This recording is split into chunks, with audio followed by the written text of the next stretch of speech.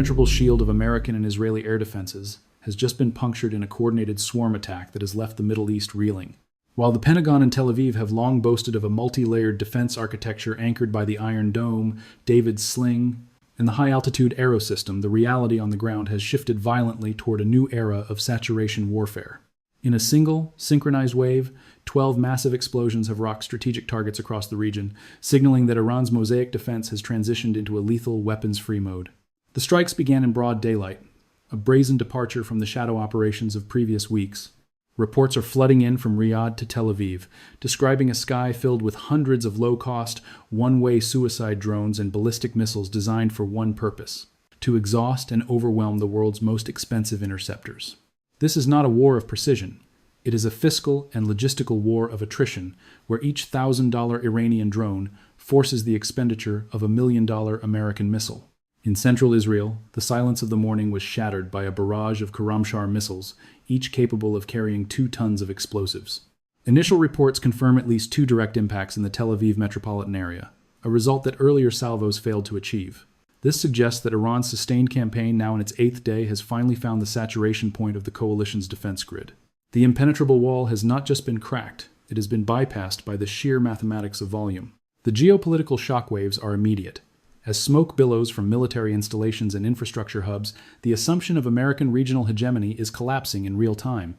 This is the violent birth of a new order where even the most sophisticated radar systems can be blinded by a swarm that hides inside the sensor noise. The conflict has officially entered a phase where no city is truly safe, and the cost of defense may soon exceed the ability of the West to pay it. This 12-point simultaneous explosion was no coincidence.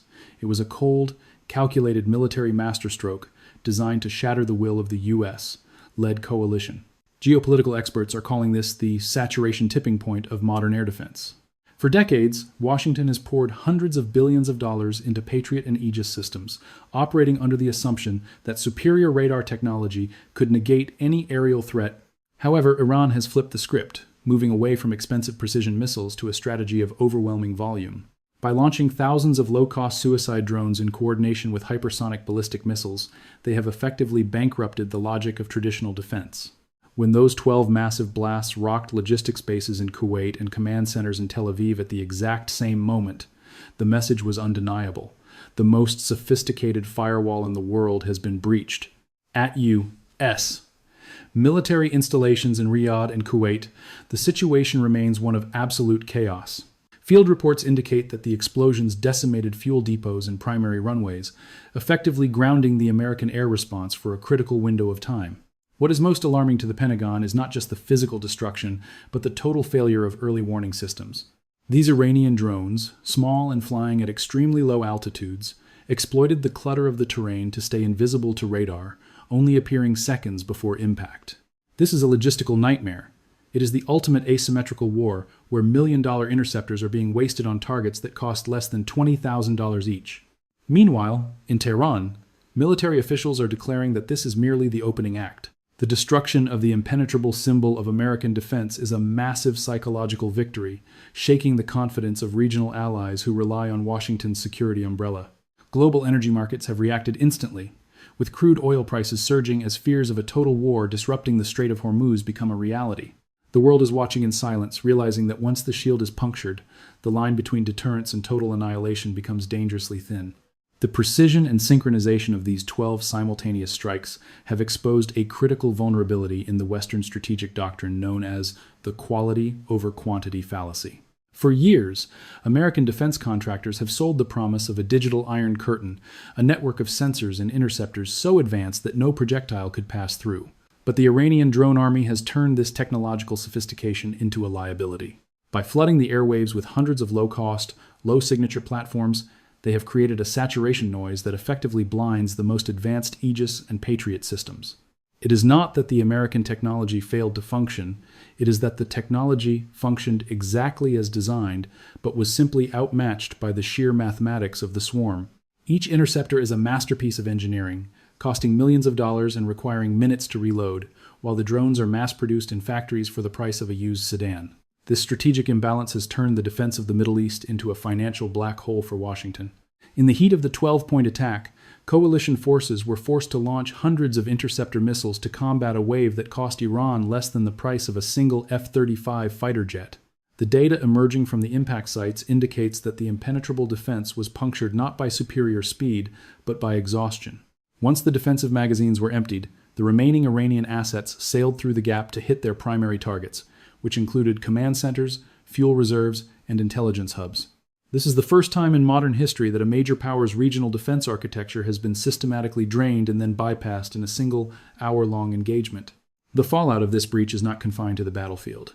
It has sent a clear message to every regional actor that the American shield is a finite resource. When the 12 explosions lit up the horizon, they also illuminated the limits of Western power in an age of asymmetric warfare. Military analysts are now forced to reckon with the fact that the billions of dollars spent on fixed defense sites may have been a massive strategic miscalculation. As the smoke clears from the 12 target zones, the world is seeing the dawn of a new era where the drone swarm is the king of the battlefield and the impenetrable defense is nothing more than a historical footnote. The kinetic reality of this conflict shifted from the borders to the very heart of Tehran in a matter of seconds. While the world was focused on the 12 explosions rocking the regional defense grid, a secondary, far more lethal operation was being executed deep within Iranian territory.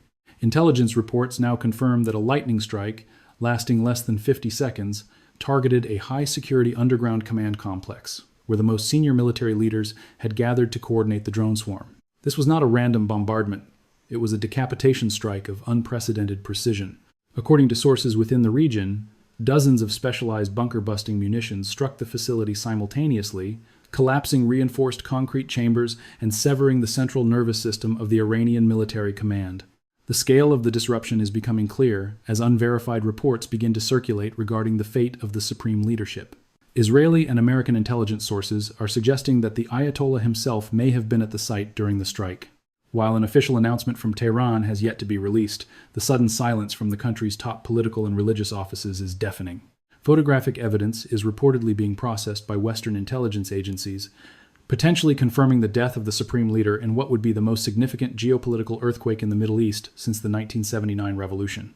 The Iranian state media remains in a state of paralysis, struggling to maintain a narrative of strength while its top commanders are missing or confirmed dead. In the immediate aftermath of this strike, President Trump has made a direct and unprecedented appeal to the Iranian people.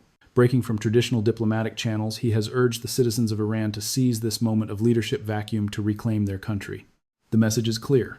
The United States is no longer interested in a slow war of attrition, but is actively seeking a total regime collapse from within. As bombs continue to fall on strategic targets, the civilian population is being told to stay indoors and prepare for a future without the current government. The psychological warfare is now as intense as the physical destruction, with the goal of turning the shock of the 12 explosions into a catalyst for a national uprising. The impenetrable defenses have failed, the high command is in ruins, and the very foundation of the Islamic Republic is shaking under the weight of a 50-second operation that changed everything. The conflict has officially reached its fourth day, and the entire Middle East is now engulfed in a fire that threatens to consume the global order. Following the decapitation of the supreme leadership, the coalition has shifted its strategy from surgical strikes to a campaign of carpet bombing across the city of Tehran. This massive aerial assault is aimed at the total liquidation of Iran's industrial and military capacity, but the result is a humanitarian catastrophe of historic proportions. The capital city is being systematically leveled, with reports of widespread casualties as residential neighborhoods are caught in the relentless barrage of heavy ordnance.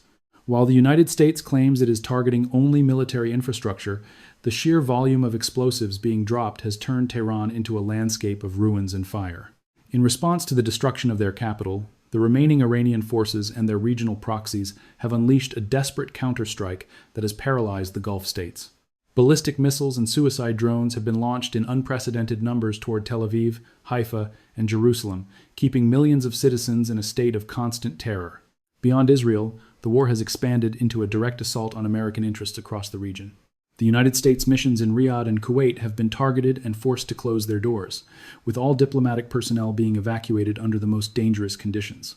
Washington has issued an emergency order for all American citizens to flee the region immediately, yet with many airports under fire and sea lanes blocked, there is no clear path to safety for thousands of people trapped in the combat zone.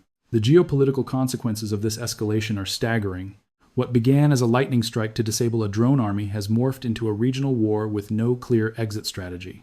Analysts are now drawing grim parallels to the decade-long quagmire in Afghanistan, suggesting that America has once again entered a conflict with a flawed calculation of its own strength and the enemy's resilience. As global energy prices skyrocket and world powers like China and Russia increase their military readiness, the impenetrable defense of the past is being replaced by a state of permanent instability. The Middle East is burning, and as the smoke rises from the ruins of Tehran and the oil fields of the Gulf, it is clear that the world will never be the same.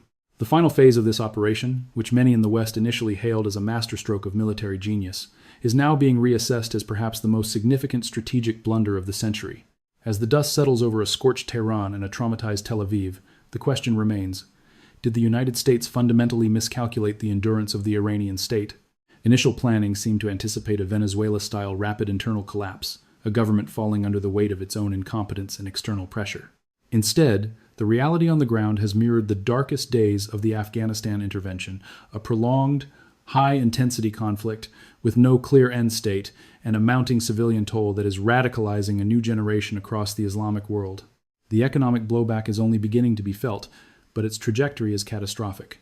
The global supply chain, already fragile from years of trade wars and pandemic recovery, has been shattered by the closure of the Persian Gulf. The administration has pivoted toward a vigorous tariff policy, attempting to use economic coercion to force regional players into line, but this has only accelerated the de-dollarization of the Middle East. China and Russia have moved into the vacuum, offering alternative security and economic frameworks that bypass Western institutions entirely. The impenetrable air defenses were not the only thing punctured in this war. The very idea of American economic hegemony has been called into question. As we look toward the coming weeks, the rhetoric from Washington remains defiant, with military cheerleaders promising a mass murder campaign to finish the job. But military victories are hollow if they do not lead to political stability. The 12 explosions that began this chapter were not just tactical strikes, they were the opening notes of a requiem for the old world order. The drone army proved that high-tech shields are no longer enough to guarantee safety in a world of asymmetric mass production. The impenetrable wall is gone, replaced by a horizon of smoke and an uncertain future. This is no longer a localized conflict. It is a global restructuring of power, bought with the blood of thousands and the hubris of leaders who thought technology could replace diplomacy. The war of 50 seconds has triggered a transformation that will take decades to resolve.